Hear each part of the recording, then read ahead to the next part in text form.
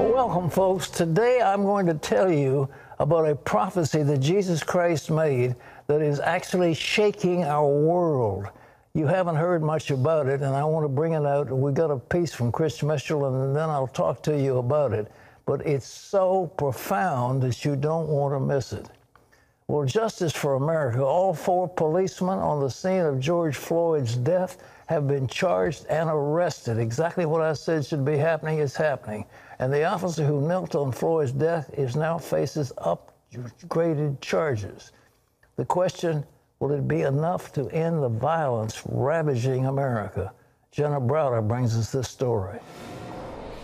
The 3 remaining officers in the case of George Floyd's tragic death have been taken into custody after prosecutors filed charges against them. All 4 officers have been charged! Yeah! Protesters in Minneapolis hailing the development. We got all 4! We got all 4! Derek Chauvin, the officer who knelt on Floyd's neck, now facing upgraded 2nd and 3rd degree murder, along with manslaughter charges. The other officers charged with aiding and abetting. All could face up to 40 years in prison. They need to make an example of these 4 cops so these other cops will think about doing that again. Meanwhile, in Washington, an apparent break between President Trump and his Secretary of Defense, Mark Esper, over the issue of deploying active duty troops to crack down on the violent protests. White House Press Secretary Kayleigh McEnany telling reporters the president was still willing to deploy federal troops, even though Esper previously shot down the idea. He has the sole authority to invoke the Insurrection Act, and if necessary, he will do so to protect American citizens. After a meeting at the White House, Esper appeared to reverse course. Across the country, protests continue. Many peaceful, but others turning violent, taking their toll on small businesses. Looting and vandalism dealing a blow to those already crippled by the coronavirus lockdowns. And the stock market appears to be anticipating a strong recovery as it keeps shooting up, with some indexes approaching their old record highs. In Washington, Jenna Browder, CBN News. Well, the George Floyd case is a top priority for the Justice Department. That's what the head of the Civil Rights Division told CBN News in an exclusive interview. George Thomas has more from our CBN newsroom. That's right, Pat. Hello, everyone. The Justice Department is now deciding whether to proceed with federal charges in this tragic incident that has led to protests and riots across America. CBN's David Brody has the story. I can't breathe over there. Shut up. They will kill me. They will kill me, man.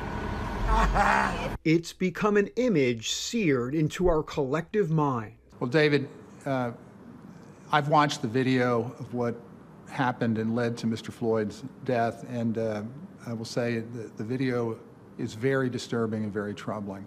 Eric Dryban leads the Civil Rights Division at the Department of Justice. He will oversee whether federal civil rights charges will be filed in the case, and the president wants the situation expedited. The investigation is a high priority of ours. We are also working with state and local officials. But we will make an independent judgment, and we are about whether or not federal criminal charges or other action is warranted by the federal government. If the DOJ moves forward, it would be under what is known as color of law prosecution. Law enforcement officers are generally given quite a bit of authority and leeway to safeguard justice, but it's a crime for anyone serving under color of law protection to violate the constitutional or federally protected rights of an individual. We've prosecuted many police officers, other law enforcement officials around the country under that statute in criminal cases, and we will continue to do that. Critics aren't so sure that there will be a good outcome. They point to past reluctance by this administration to pursue federal investigations against law enforcement agencies. Ultimately, time will tell if this case leads to federal civil rights charges. But the larger issue remains the state of race relations in America. David, we have, I think, in our country both a proud and a tragic history when it comes to civil rights issues. And I think what I've tried to do in working with our team of lawyers and investigators and others is convey that here in this country, all Americans are equal before the law. They are entitled to equal justice under the law, and that our goal is to account for and be mindful of the tragedies that have happened in our countries, a history of lynchings and slavery and other things, but at the same time to acknowledge that many, many people in our history have acted in a heroic way to bring about civil rights protections for all Americans. For Dry Band, one of those brave citizens is abolitionist Frederick Douglass, who escaped slavery and became known as the father of the civil rights movement in America. His portrait hangs near Dry Band's office. And I think as I go about my job on a day-to-day basis, I always look at the portrait that we have of Frederick Douglass and try to take inspiration from that. In the meantime, the nation is watching and waiting. David Brody, CBN News, Washington. Thank you, David. A striking statement from former Deputy Attorney General Rod Rosenstein telling senators he would not have approved an FBI surveillance application for former Trump campaign aide Carter Page during the Russia investigation if he had known about the mistakes and misinformation in it, and blaming the FBI for the way it handled the documents for the warrant. Take a listen. If you knew then what you know now, would you have signed the warrant application? No, I would not. Rosenstein's Senate appearance Wednesday was the first in a series of oversight hearings looking into the FBI's Russia investigation. By the way, Senator Lindsey Graham says he wants to get to the bottom of what he thinks is a major abuse of power by the Obama administration. Pat, do you agree? I certainly agree. It's time for an investigation. The FBI, who I really used to be a great supporter of, has been badly misused. Rod Rosenstein was a buddy of Mueller, and the whole thing was cooked up together.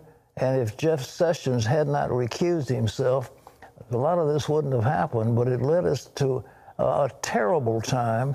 And as a result, we have suffered. So I believe it's time for criminal investigation and criminal charges to be made against those people in the Justice Department who misuse their power. And Rod Rosenstein, he wants to act like, well, it's not my fault, it's the FBI's fault. Well, it was his fault because he was a buddy with all of them. And he was the one that let this thing get underway and appointed a special counsel and all the FISA warrants and all the rest of it. And so he wants to exculpatory. Well, exculpatory is nice, but he is as guilty as the rest of them. Well, George, you've got another story that I said at the top of the show is very important. Give it to us. Yes, sir, you're absolutely right, Pat. We head overseas where 53 years ago, Israeli soldiers captured the old city of Jerusalem. As my colleague Chris Mitchell reports, many see Israel's victory in the 1967 Six-Day War and the liberation of Jerusalem not only as a dramatic change in history, but a fulfillment of prophecy. Here at the Lions Gate on June 7th, 1967, the 55th Paratrooper Brigade of Commander Monty Gore broke through Jordanian defenses. What happened next resonated around the world and electrified the Jewish people. As Commander Gore broke radio silence with that declaration, it marked the first time the Jewish people controlled Judaism's holiest site in more than 2,000 years. Within 6 days, we returned to the biblical land of Israel, all the mountains of Judea, Samaria, the Golan Heights. We returned to the old city of Jerusalem, and the city is liberated and reunited. And here we are, 53 years later, a new government. Jerusalem is united. It's fabulous. It's the word of God coming out of the book, materializing and becoming a reality in our times in front of our eyes. Israel's victory in the Six-Day War stunned the world and became a turning point for Jewish immigration to the land of Israel. Throughout the Old Testament, God says that he's going to draw the Jewish people back to the land.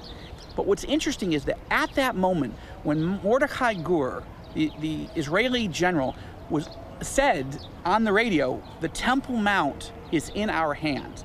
When that was broadcast, not just through Israel, but worldwide, it electrified Jewish communities all over the planet.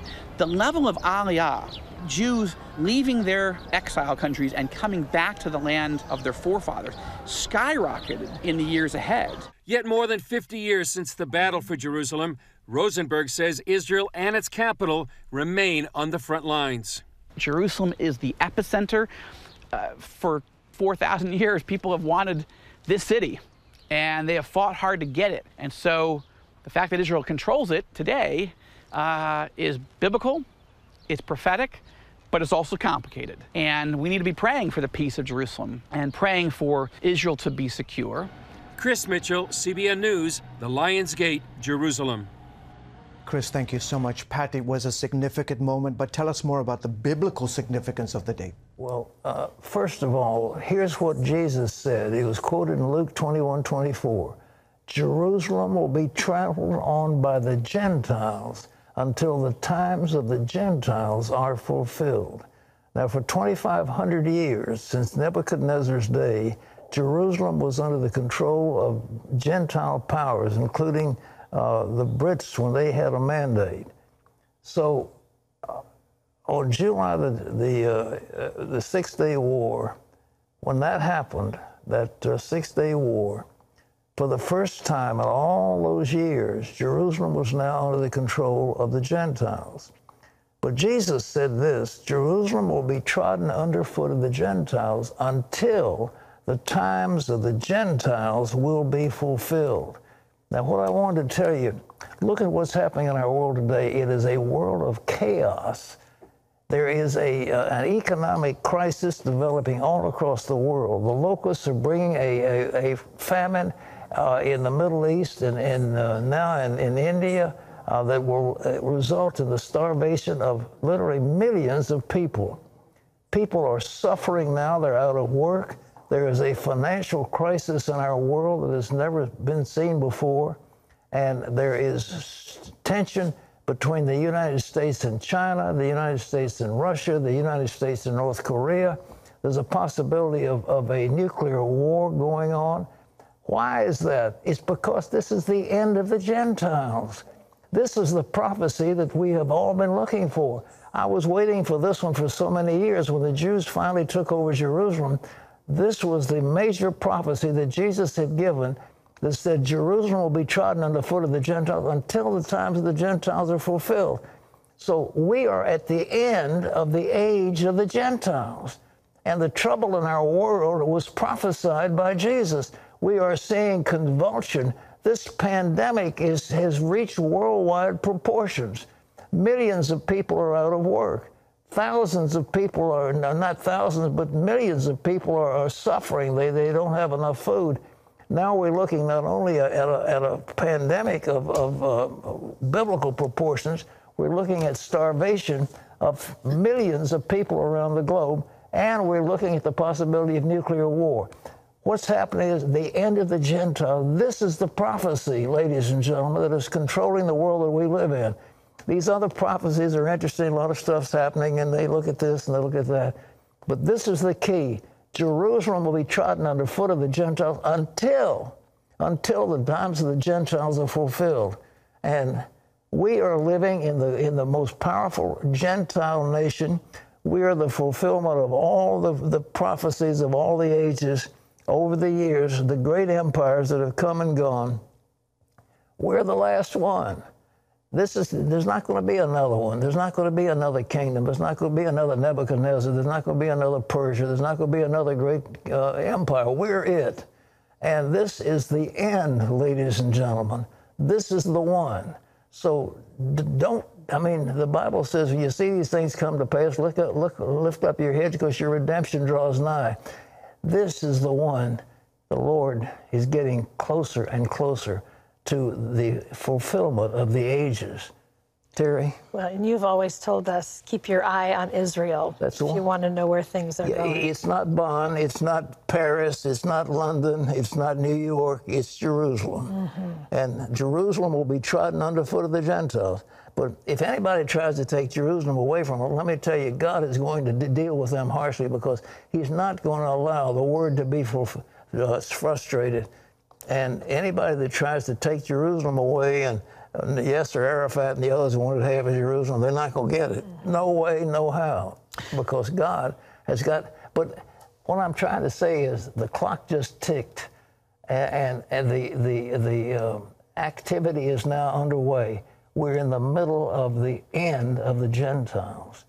And what you're seeing around the world is chaos on a massive scale. In my lifetime, I have never seen anything like it. Yes, we had World War II. Yes, we had the trouble with the Nazis. Yes, we had the trouble with the Japanese. But that was a contained thing, and we knew what to do with it, and we beat them. But this thing, nobody knows exactly what to do. Why? Because God is speaking to his people. And if there was ever a time to get right with God, now is it, because you might not have some other things to talk about. This may be it. So of all the prophecies that you see in the Bible and all the stuff that's talked about the rapture and all that stuff, this is the one that really counts. Jerusalem shall be trodden under the foot of the Gentiles until the times of the Gentiles are fulfilled. Okay?